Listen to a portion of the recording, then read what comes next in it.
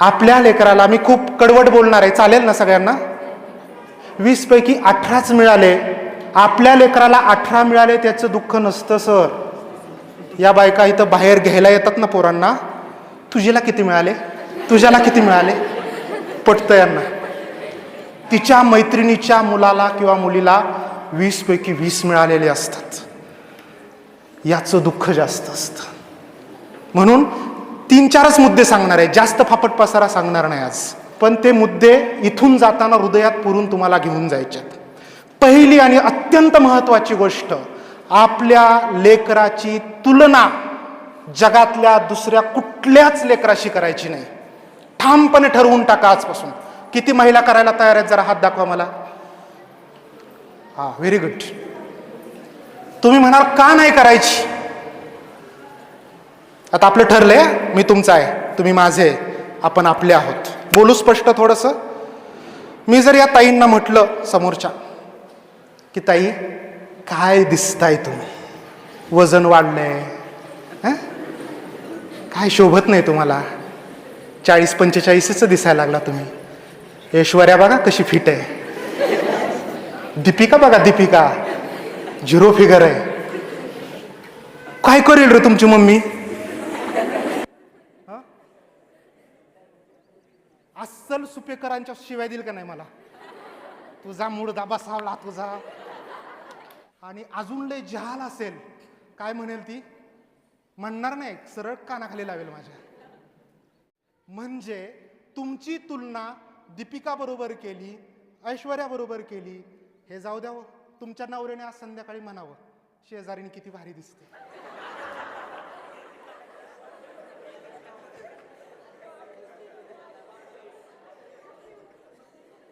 ती पालक सर पोरांची खिचडी खाईल इथे येऊन, घरी जेवण नाही मिळणार 10 दिवस त्याला. जर तुमची तुलना, आता महत्वाचा भाग समजून घ्या, जर तुमची तुलना दुसऱ्या कुणाशीही केली, काय होतं? राग येतो, डोक्यात तिडीक जाते, असं मुठी आवडाव्या वाटतात, बोट मोडतात, काय करून काय नाही असं होतं. तुम्ही जेव्हा ह्या कवळ्या लेकराला म्हणता, तो बघ किती हुशार आहे, मामाचा पोरगा बघ बघ, दिदी बघ किती हुशार आहे, मैत्रिणीचा पोरगा बघ किती हुशार आहे, त्यावेळेस त्याला हेच वाटतं जे तुम्हाला असं वाटतं. त्या बिचाऱ्याला कळत नाही आपण ढ का आहोत. बर, एक आधी वाक्य अंडरलाईन करू सांगतो, जगातलं एकही लेकरू ढ नसतं, मठ्ठ नसतं. पोरांनो तुमच्यासाठी पण सांगतो, एकही लेकरू जगातलं बिनकामाचं जन्माला आलेलं नसतं. ते ढ मठ्ठ काहीही नसतं. हा गैरसमज सगळा आज इथून जाताना डोक्यातनं काढून टाकायचा आहे. लक्षात घ्या, जेव्हा तुमची तुलना दुसऱ्या कुणाबरोबर तरी केली जाते, तुम्हाला राग येतो, तुम्ही तो व्यक्त करता, बोलून मोकळे होता किंवा एखादी कानाखाली लगावून मोकळे होता. पण लेकरांची तुलना ज्यावेळेस दुसऱ्या कुणाबरोबर तरी तुम्ही करता, त्यावेळेस त्या अपमानाचे थरावरती थर, थरावरती थर, थरावरती थर, थरावरती थर, थरावरती थर, थरावरती थर, थरावरती थर साठत साठत साठत जातात. आणि मग त्याचा जो स्फोट आहे ना, तो खूप वेगळ्या पद्धतीने. ज्या ज्या पालकांची मुलं 8वी 9वी 10वी मध्ये ऐकत नाहीत, पालकांची कॉमन तक्रार, मूल ऐकतच नाही. मूल का ऐकत नाही? कारण लहानपणापासून त्याला त्याच्या मनात न्यूनगंड तयार होतील याच पद्धतीचं एन्व्हायरमेंट घरातनं दिलेलं असतं. तू हे करत नाही, तू ते करत नाही, तू अभ्यासच करत नाही, तू असाच बसत नाही. या सगळ्या गोष्टींचे, अपमानाचे बदले घेण्याइतपत मुलं लहानपणी सक्षम नसतात. मुलं ज्यावेळेस मोठी होतात त्यावेळेस मुलांच्या लक्षात येतं की खूप दाबून राहिलेलं आहे, आणि मग मुलं भविष्यात चुकीच्या पद्धतीने व्यक्त होतात. हे का सांगतोय? सरांना माहीत आहे, इथल्या स्टाफला माहीत आहे, बुद्धिमत्ता असतात ना, बुद्धिमत्ता ह्या जवळपास 125 पेक्षा जास्त प्रकार, त्याला पैलू म्हणूयात आपण. बुद्धिमत्तेचे 125 पेक्षा जास्त पैलू आहेत. पालकांनी हृदयात पुरून ठेवा माझे शब्द. 8 प्रकारच्या बुद्धिमत्ता सांगितलेल्या आहेत. कुणाची बुद्धिमत्ता भाषिक असते, ती मुलं माझ्यासारखी अशी म्हणजे लँग्वेजमध्ये काम करतात, पुस्तकं लिहितात किंवा स्क्रिप्ट रायटिंग करतात, बोलायला चांगलं येतं त्यांना. कुणाची तार्किक असते, ती मुलं प्रशासनात जातात, इंजिनियर होतात किंवा अजून त्या पद्धतीचं लॉजिकल काम करतात. कुणाची बुद्धिमत्ता दृश्यमान बुद्धिमत्ता नावाचा प्रकार आहे, की मुलं व्हिज्युअल स्वरूपामध्ये चित्र काढणं, शिल्प करणं, तयार करणं, या पद्धतीची बुद्धिमत्ता असते. आता सगळ्याच्या सगळ्या तुम्हाला सांगत बसत नाही, पण अगदी रँडमली तुम्हाला सांगतो. सामाजिक बुद्धिमत्ता असते काही विद्यार्थ्यांमध्ये, की लीडरशिप असते त्यांच्यामध्ये, संवाद चांगला करता येतो. काही मुलांच्यामध्ये नैसर्गिक बुद्धिमत्ता असते, म्हणजे निसर्गाशी त्यांना अटॅचमेंट असतं, प्राण्यांशी पक्ष्यांशी अटॅचमेंट असतं. काही विद्यार्थ्यांमध्ये अजून वेगवेगळ्या प्रकारच्या, ह्या 8 प्रकारच्या बुद्धिमत्ता तुम्ही इंटरनेटला जाऊन सर्च करा, तुम्हाला मिळतील.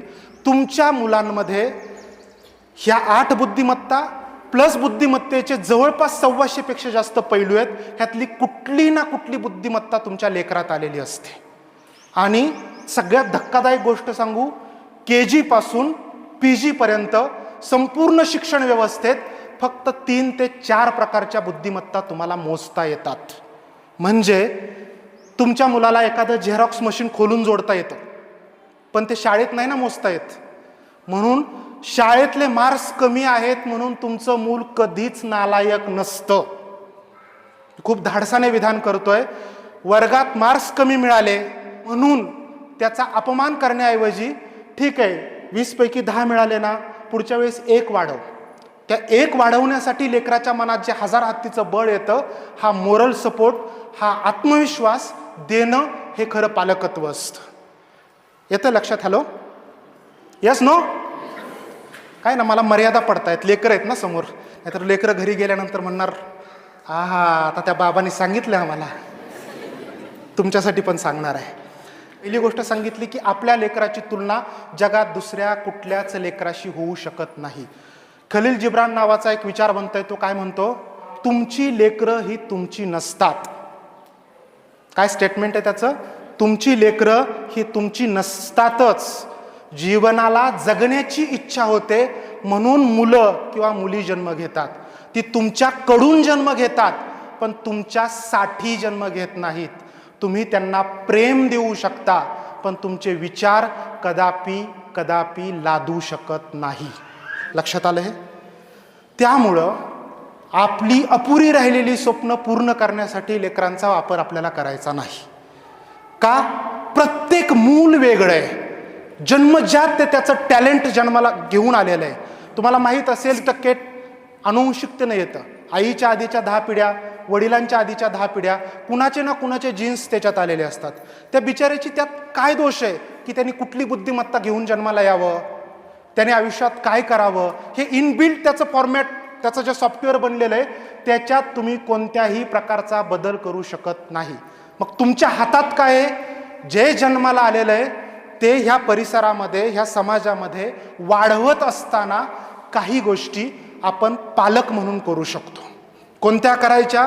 दुसरी महत्त्वाची गोष्ट मला सांगायची ती म्हणजे पाठ्यपुस्तकासोबत आपल्या लेकरांना व्यवहार ज्ञान द्या. ही पालकत्वाची भूमिका आहे. प्रॅक्टिकल नॉलेज द्या. बऱ्याच आयांना एक रोग झालेला असतो. कोणता रोग? पाठ करून घ्यायचं परीक्षेसाठी. भारत माझा देश आहे, सारे भारतीय माझे बांधव आहे, भारत माझा देश आहे, सारे भारतीय माझे बांधव आहे. 10-10 वेळा रट्टा मारतं ते पोरगं. हे जर तुम्ही करत असाल तर कृपया थांबवा.